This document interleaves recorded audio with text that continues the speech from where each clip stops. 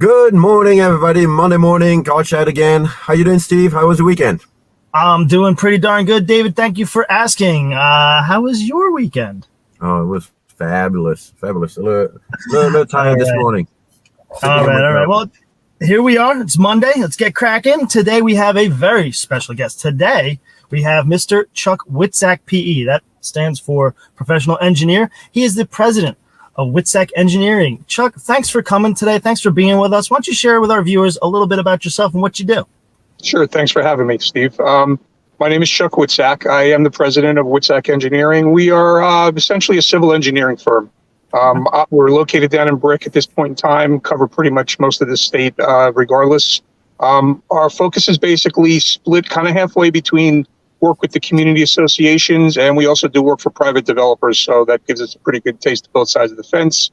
A lot of the stuff that we do with the community associations are obviously the traditional, but we also like to focus on the construction projects, basically from start to finish. So that's our that's kind of like our wheelhouse. Fabulous. Interesting. Now, anything that is civil engineering, it's basically big, expensive projects for the most part, I imagine. They could be big or they could be small. Honestly, I mean, we do everything from grading someone's house out. Their communities may have little drainage issues that they need help with that seem small, but could add up. Or large projects. $1 million plus. Roadway improvement projects, and they would include drainage as well. Gotcha. So when we talk about $1 million projects or even small projects, it stresses out the importance of having like proper funding and reserve studies. So what are some of the key things that managers need to remember or to know about their reserve studies? I think one of the things that we're finding quite often, unfortunately, in the reserve studies is, and it would be take a look at the outside of the building a little bit more carefully, because a lot of times there's some generic numbers that are thrown into the reserve studies for pavement repair, let's say, which don't necessarily, take into consideration the wear and tear, the potholes and things like that, which escalate the prices dramatically. And another big element is storm drainage, which really kind of goes hand in hand with the road projects. Okay. I mean, for myself and David, we love reserve studies. There's a ton of data. There's just so much that paints a picture of the community. But I've come across a few associations that don't have one. Is that very common, or do most associations actually have a reserve study? They're supposed to have them. It's required by their bylaws in many cases. But you're right. There are quite a few that we run into that don't have it. You'd be surprised at some of the people that come to us and just want a startup study, even though they've been, in existence for, practically decades in some cases. Wow, that's got to be a big mountain to climb. It is for them, yeah. I mean, obviously the sticker shock of the residents all of a sudden having the responsibility to try to bring everything back into into the mix of what's necessary to provide that maintenance. All right. So what is the risk for someone or for an association that does not have a reserve study in place? Well, then, what we're seeing right now, we actually have a case study, if you wanted to call it that. I have a project that we just went out to bid. It was a major community, condo community down in Ocean County. And they basically only had about $2 million in their reserve study for their work to be done. After it was all said and done and the dust settled and the bids came in, the project is going to run about $6 million. So now they're scrambling to try to find financing to float that gap that they have in between there. And obviously the residents are they're reeling, and from the understanding that now their roads are in such a position they really need to take care of them, then they have no choice. Wow, no kidding. That's going to create quite a ruckus. And I'm sure, like I said, there's so much data, and David knows too. There's so much data that goes into this, so they can't all be perfect. What are some of the trip ups you're seeing out there as far as reserve studies and lacking or having blank spots in the data? I would think that it's really important these days. It always has been, but even more now with the way the prices are changing on everything, that there is actual a look at these things in the field to see what they are. I notice there's a lot of just generic, okay, another 5 years has passed. Let's just plug the number up a little bit.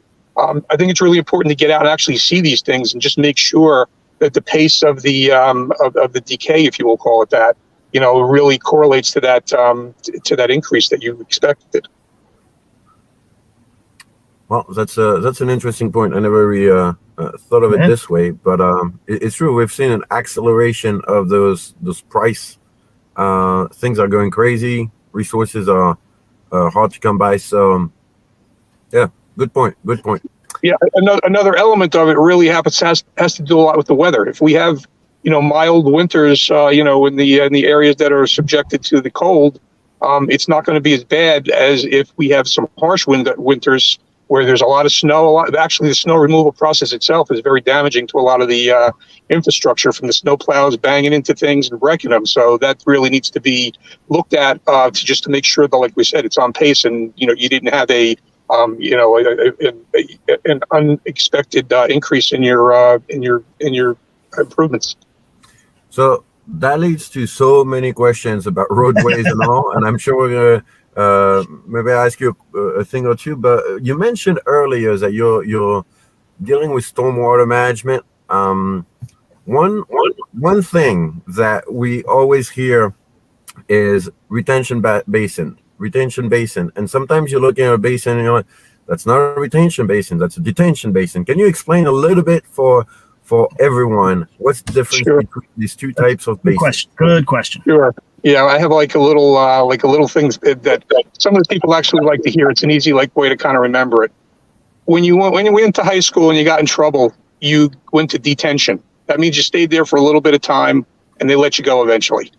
That's how a detention basin works. A detention basin is the one that's normally dry when it's not raining, and it'll fill up with water to hold the water back during those peak events, and it'll eventually let the water out. Retention means that it's there on a permanent basis. So a retention basin would be where you would have a pond that has some additional storage above it. It has high banks, and what happens is that when the stormwater comes into that, it fills up, and the bottom of the basin, or the pond area, acts as the bottom of the dry basin. Okay, so those are those pretty fountains we see at the entrances of all the associations and whatnot. Yes, that's correct. And the reason that you have retention basins is basically it's twofold. It allows for additional storage when and land could be squeezed down in order to provide that storage because it's a flat surface, doesn't have to run. And secondarily, the water that enters into that gets to filter down, and it's actually used for water quality so that the solids will settle out, which is why it's also important to follow up and add again into your reserve study the requirements to have the bottom dredged after the sediment gets too deep. Okay, never even really thought of that. So we'll shift gears over to roadways, because we talked about that too earlier. What would be the one thing off the top of your head that really has the most impact on roadways and the way that they age? Well, it's obviously base repair is what we call it, but more commonly known as potholes. Okay. A lot of times, what you're going to find is that these private communities, quasi-private communities that are the condos, they don't have the intense inspection from the municipality when they're being built. So, unfortunately, a lot of corners are being cut when it's being constructed. If the subbase isn't correct when they initially install it, in other words, there's soft spots, it wasn't prepared right, the pavement wasn't thick enough, it's going to be more subject to pothole repairs. Sure. And if that goes too far, it basically has almost an exponential cost factor associated with it to fix. Wow, no kidding. So now, what's the best way to address this? So let's say the community was built, some corners were cut. What's the fix when maybe one of the under layer below the asphalt is not thick enough or is not properly installed? How do you fix things like this? Well, just to put it in perspective, everybody understands in the business, or everybody's familiar in the reserve study with surface course overlays. That's basically where a thin layer of asphalt is put over the top. Yep. There's usually milling along the sides of the curbs or the gutters, wherever it may be, yep, to allow the drainage to go. But that is what everybody puts in the reserve study, and that can be successful. But the big but about it is that you really have to have the discipline as a community to make sure that you do it when the time is right. And the time is generally right around here from, the New Jersey area, probably between 10 and 15 years into the life cycle of the community. If you wait longer than that, then you start to get the potholes. And when the potholes start to add up, think every area that gets covered with an overlay is 1.5 inches thick. Every area that has a pothole repair is probably going to need 5 or 6 inches of asphalt to repair that area. So, it's basically, 3 to 4 times the thickness, and obviously the cost associated with that.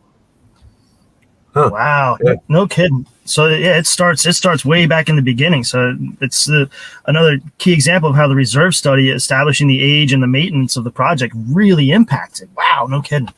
Correct. And correct. And the issue there is that in that first 5 to 10 year period, the reserve study is correct in the sense that, okay, an overlay is really what you need to have done. But when it gets beyond that, you really need to, modify that reserve study, to account for the potholes that are going to pop up if you didn't do it already. No kidding. Well, enough about the doom and gloom of the asphalt world. I mean, yeah. What's the most fun you've ever had on a project? Boy, I got to think that one over. Getting out in the field is actually fun, to be quite honest with you. Anytime we could get out and, get a little fresh air as opposed to sitting in a stuffy area. But, I think there was a couple of times where we were doing some stormwater stuff and we had to do a few evaluations. Got a little challenging to get down into the pipe systems and, look at the weirs and the outfall. So, that falls into probably one of the higher level fun areas. Nice. Gotcha. All right, so do you have any fun questions for our guest today? I think I might. Let me let's see. Oh yeah. Look at okay. Yeah, I think I do. Hey Chuck. So we like to have a little fun on the show as well as give some information. You ready for some rapid fire questions? They're really easy. Sure, no problem. Quick answers. All right, let's get right into it. What's the weirdest pet you've ever owned? I'm gonna have to say, when I was a kid, we used to collect the tadpoles and grow them into frogs, so that would probably qualify. Oh, no kidding. That's cool. Yeah. That's really cool. I like that. All right. So have you ever called 911? Actually, I did, yes, but not for me. Okay. It was basically, there was somebody on the side of the road, looked like they needed help. They kind of were sitting up against a telephone pole, and I figured, better give a call and to make sure that they're okay. No kidding. At what age did you have your worst hairstyle? I'm going to say now, because I have no hair at all. You never had a mullet? No, never did. I was pretty conservative when it came to that. And unfortunately, I don't even have an option anymore. So it's got to be now. I think I had a tail in 8th grade. Oh, boy. Okay. Okay, what was the last fast food that you ate, like recently? I'm going to say it would have had to been Roy Rogers, because they're literally right behind my office. So it's a convenient stop. Okay, so you're right on Route 70 there in Brick. I know the area. Yeah. Alrighty. Actually, I'm on Brick Boulevard where we have the. I'm sorry. Correct. All right. So, have you ever been to Alaska? No, I have not. All right. You're an engineer, a professional engineer, as it were. Real fast. What is 3 times 4 times 5 equal? 3 times 4 is 12 times 5, 60. Spot on. Nice. Very nice. All right. What type of music do you listen to while driving alone? I'm going to say 80s classic rock. Okay. I like it. And so when does the weekend start for you? I don't know that it does start, actually, but I'm going to say, we kind of officially call it noontime on Friday and go from there. Fair enough. All right, just two more real fast. Who is your favorite celebrity criminal? I love asking this one. Celebrity criminal? Yeah, somebody who's been in the news, a famous person that did something bad. I'm going to have to go with a couple of those mafia guys. I can't think their names offhand, but they're usually pretty interesting. And obviously being in the, the general myth. Uh-oh. Probably got a phone call. Uh-oh. Well, we just lost our guy. We're almost done, too. It's pretty unusual. Doesn't happen very often, but it might have to be us wrapping it up. So We'll see if Chuck makes it back in the next minute or so. In the meantime, my takeaway from this, Steve, is that no matter what, your roads may look good, your roof may look good, your siding looks impeccable, but follow your reserve studies timeline, because ultimately it will bite you down the road. I didn't realize how much of an impact all these potholes or damaged areas may end up having on your final budget.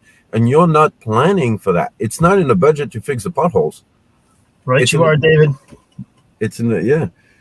So let's see what happened. In the meantime, I guess we're gonna wrap it up, right? Yep, right, sure. And you know what? It's there's a shocking amount of data. You said it perfectly. You really got to pay attention to that reserve study.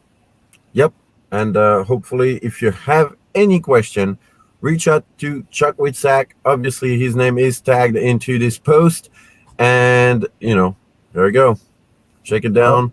And we'll see you next week in the next episode of Community Association Car Chat.